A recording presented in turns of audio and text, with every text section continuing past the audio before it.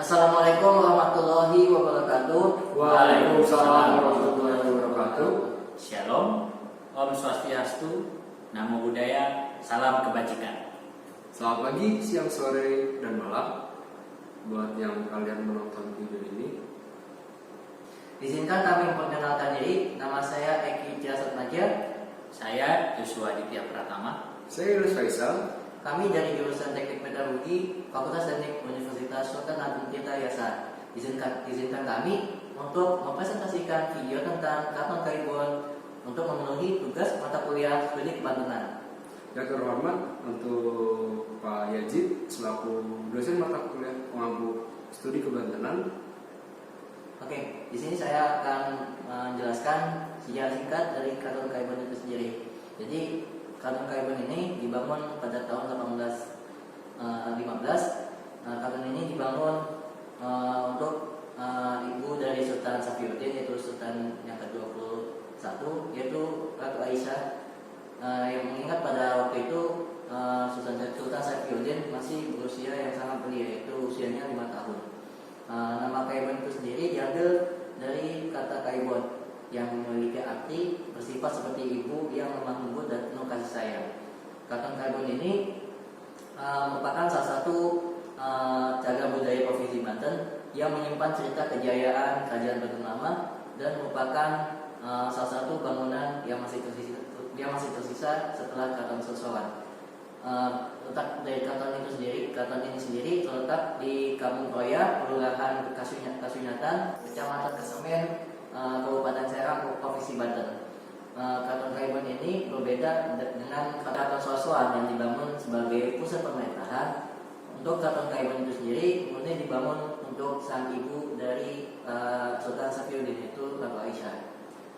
Jika teman-teman lihat di karton Sorsowan itu murni rata dengan tanah, sedangkan karton karbon bisa teman-teman lihat itu masih memiliki fondasi-fondasi yang masih terlihat utuh, seperti nanti akan dijelaskan oleh teman-teman saya, seperti gerbang, kemudian masjid, dan juga berbagai ruangan-ruangan yang terdapat pada karton karbon ini. Yang kita ketahui umur Sultan Safiuddin waktu saat itu berumur 50 tahun, yang dimana Sultan Safiuddin itu memegang tampuk pemerintahan. Yang dapat kita ketahui juga umur 5 tahun pada saat ini gitu, anak saat ini gitu ya, dia masih sering-seringnya bermain atau masih sering dimanja sama ibunya. Tapi berbeda dengan Sultan Safiuddin itu. Sultan Safiuddin pada umur saat itu sudah memegang tampuk pemerintahan gitu, yaitu sebagai Sultan ke-21 Kerajaan Banten. Yang tambahan, jadi keraton ini berdiri di tanah seluas 4 hektar, dibangun menggunakan batu bata yang terbuat dari pasir dan kapur. Selain itu juga keraton karbon ini dibangun menghadap ke barat dengan kanal yang berada di depannya. Kanal ini sendiri berfungsi sebagai media transportasi untuk menuju ke Keraton Sorsowan yang berada di bagian utara, seperti itu. Oke, keraton ini kan menghadap ke barat. Dan pertama saat kita memasuki keraton karbon ini, kita akan menemui gerbang 5 pintu, di mana gerbang 5 pintu ini berarsitek dengan gaya Jawa dan Bali, di mana tinggi dari gerbang ini sekitar 2 meter, dan gerbang ini memiliki 5 pintu. Makna dari 5 pintu ini mengartikan bahwa 5-nya itu berasal dari 5 kali sholat dalam dalam agama Islam. Oh ya, gerbang yang tadi disebutkan oleh Joshua tadi itu dinamakan gerbang benta, seperti itu.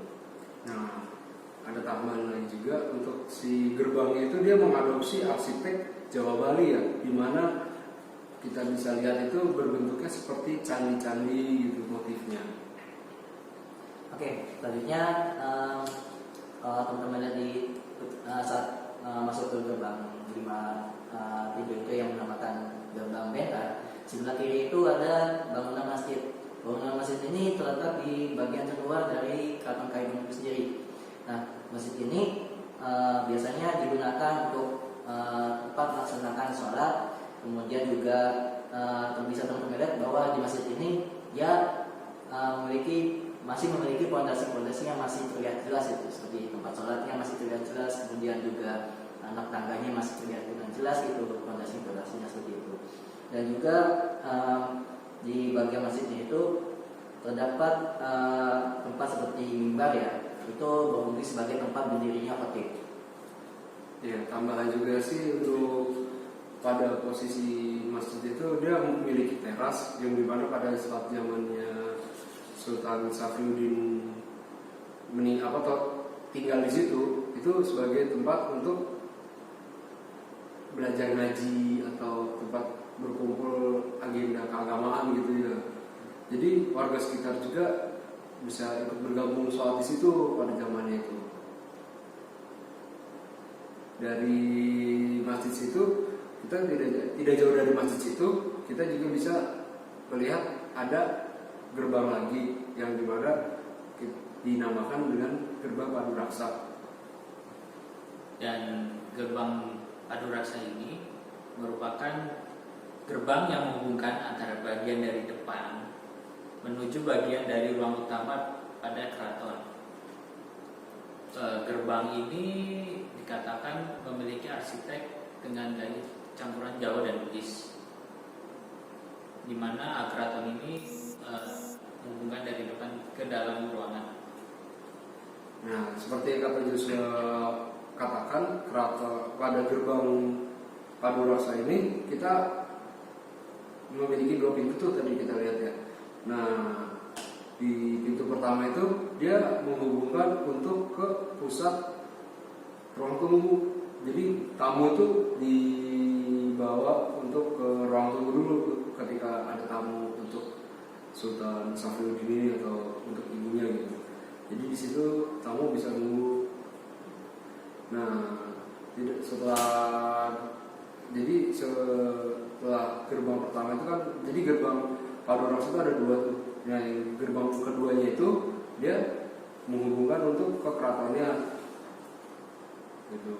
Itu untuk mungkin jalan keluar pada zaman saat itu. Nah, setelah dari gerbang Paduraksa itu sama ruang tunggu itu ada bangunan inti yang dimana itu bangunan intinya itu terdapat satu ruang tamu atau ruang penghubung antara kamar dan halaman, dan kita bisa lihat dia udah punya halaman yang mungkin pada zaman saat itu mungkin buat jemur pakaian atau Waduh, bisa jadi. Mungkin. Bisa ya.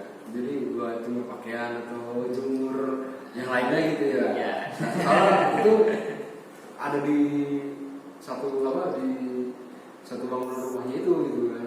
Nah, kita juga bisa lihat tuh di kamarnya Ratu Aisyah itu bawahnya ada teknologi yang dibilang saat itu emang ini ya brilian ya. Jadi kita bisa lihat di situ tuh ada beberapa sisi rongga itu buat aliran air masuk gitu ya. Aliran air masuk itu fungsinya tuh untuk mendinginkan ruangan. Mungkin pada zaman saat itu mungkin orang masih belum pikiran. Tapi teknologi saat itu juga dia bagus ya gitu. Ya, bagus banget gitu. Jadi si aliran air itu di bawahnya tempat tidur Ratu Aisyah dan di atasnya itu dikasih pembatas kayu gitu. Nah, gak jauh dari ruang tidur atau ruang istirahatnya Ratu Aisyah itu terdapat suatu lorong yang dimana mungkin pada saat itu atau kita juga bertanya pada salah satu pemandu ya, itu sebagai ruang ruang keluarga atau ruang makannya gitu. Jadi di lorongnya itu, nah gak jauh dari lorong buat ruang makan atau ruang keluarganya kerajaan itu ada dapur, dan kita juga bisa lihat ada ventilasi khusus untuk masaknya. Dan itu tadi itu keseluruhan bangunan inti keratonnya ya. Saya akan menjelaskan tentang asal muasal penghancuran dari Keraton Kaimun sendiri. Jadi Keraton Kaimun ini dihancurkan pada tahun 1832. Jadi ceritanya ketika Dukuy keputusan dari Gubernur VOC saat itu, yaitu Sir William Dendels, itu meminta kepada Sultan Safiuddin untuk meneruskan proyek pembangunan jalan dari Anyer ke Panakukang, juga pelabuhan armada Belanda di Teluk Lada di Labuhan. Namun saat itu ketika ditemui oleh Sultan Safiuddin dari Dukuy, ternyata Sultan Safiuddin dengan tegas menolaknya, sehingga atau bahkan Sultan Safiuddin memenggal kepala dari Dukuy, kemudian kepala dari Dukuy itu dikirimkan atau diberikan kepada Sir William Dendels yang memicu amarah dari terpenggalnya kepala Dukuy, sehingga menghancurkan Keraton Kaibon dan juga Keraton Sesuan seperti itu. Di mana pada Keraton Kaibon ini pengunjung masih bisa melihat struktur bangunannya dan masih bisa kita melihat bahwa bangunan itu masih ada, walaupun memang Keraton Kaibon ini juga sudah dihancurkan oleh Belanda. Untuk Keraton Kaibon saat ini itu sebenarnya masih banyak pengunjung ya, yang wisatawan yang datang ke Keraton Kaibon, seperti halnya untuk lihat bagaimana suasana di Keraton Kaibon seperti apa, kemudian juga untuk para wisatawan murid SD, SMP, SMA gitu yang mungkin mengadakan studi tour di daerah Banten, mungkin akan singgah dulu terlebih dahulu di Keraton Kaibon untuk mengetahui sejarah dari Keraton Kaibon itu sendiri. Kemudian juga bisa buat tempat kumpul-kumpul juga, tempat fotografi dan lain sebagainya. Oke, pada saat kami ke sana, selain dari pengunjung, kami juga melihat beberapa penduduk setempat datang ke Keraton Kaibon, di mana mereka berkumpul menikmati sore hari, atau bahkan kami juga melihat ada yang bermain bola di situ.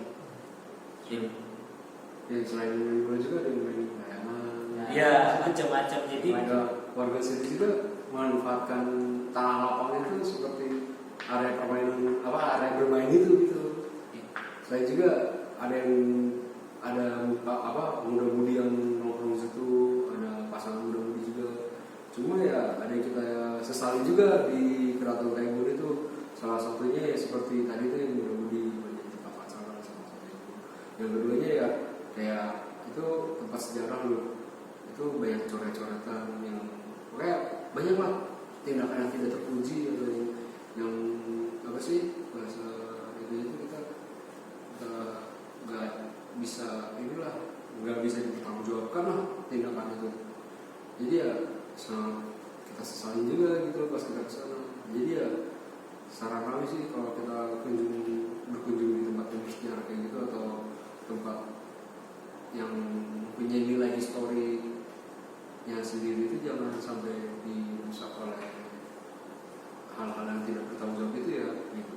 Jadi ya mari kita rawat lah gitu, karena itu salah satu ya situs warisan budaya atau situs warisan dari kerajaan itu sendiri.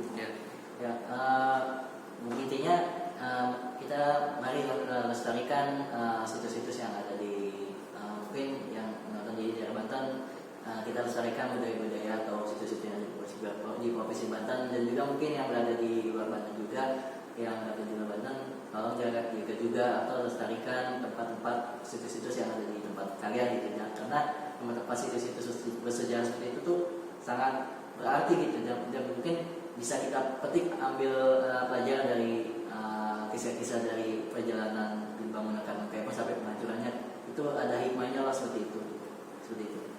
Mungkin dong. Jadi ya cukup sekian juga sih dari kita ya. Cukup sekian dari kelompok kami ya dari video ini.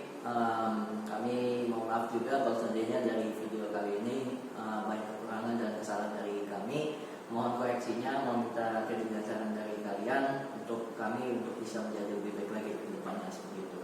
Sekian dari kami. Wassalamualaikum warahmatullahi wabarakatuh. Waalaikumsalam warahmatullahi wabarakatuh.